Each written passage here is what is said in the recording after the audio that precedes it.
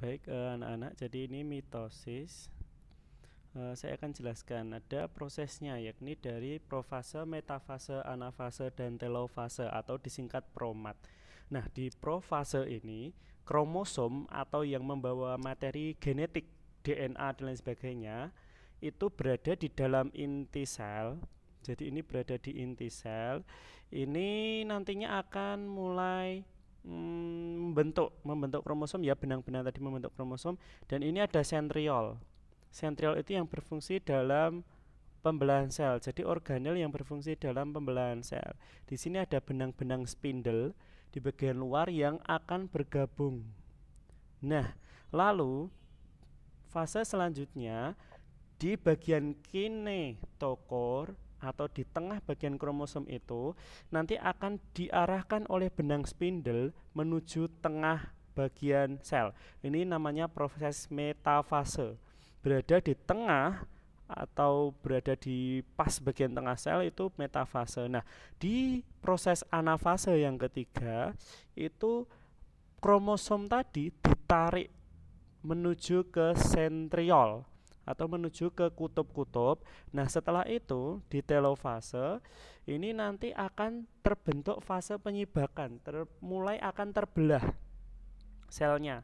Jadi tadi saya ulang, kalau misalkan di anafase itu kita lihat bahwa kromosom ini dia membentuk sister kromatid atau apa ya istilahnya itu, kromosom yang bentuknya tadi 4 lengan dipisah menjadi 2 lengan. Nah, seperti ini. Kita coba lihat lagi videonya. Di anafase dia ditarik di bagian tengahnya, di kinetokornya langsung ditarik. Nah, anak-anak pelajari juga bagian-bagian kromosom ya. Terus di sesi terakhir di bagian mitosis 1 adalah telofase, mulai terbentuk cincin pembelahan, namanya cincin kontraktil. Nah, setelah itu mulai memisah. Nah, pada saat telofase mulai terbentuk lagi inti selnya yang nantinya akan berisi benang-benang materi genetik yang nantinya akan tersusun menjadi kromosom di dalam DNA, di dalam inti sel. Nah, di dalam kromosom itu ada materi-materi genetik yang membentuk sifat-sifat pada tubuh manusia. Nah, ini yang terakhir adalah sitokinesis. Ini tambahan, sitokinesis itu mulai terbelah. Nah, jadi apa tadi, promat gitu ya, profase, metafase, anafase, dan telofase. Nah, profase tadi yang mana profase? Ya, profase. Sebentar. Nah, profase di sini benang-benang materi genetik di dalam inti sel tadi sudah mulai membentuk kromosom yang pertama. Yang kedua adalah meleburnya membran inti sel.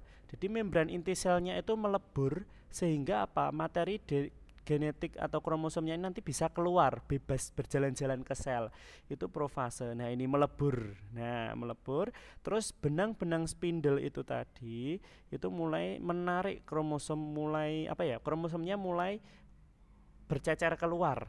Nah, pada saat metafase kromosomnya berjejer di tengah kutub, terus nanti anafase ditarik. Nah, ditarik ke tiap-tiap kutub.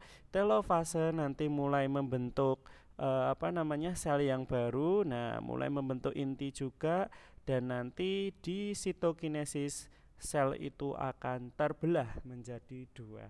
Nah, pada proses mitosis ini itu terjadi pada pembentukan sel tubuh atau sel somatis. Nah, pada mitosis ini nanti akan menghasilkan 2 sel anakan. Jadi induknya tadi 1, anaknya jadi 2, begitu. Oke, itu saja.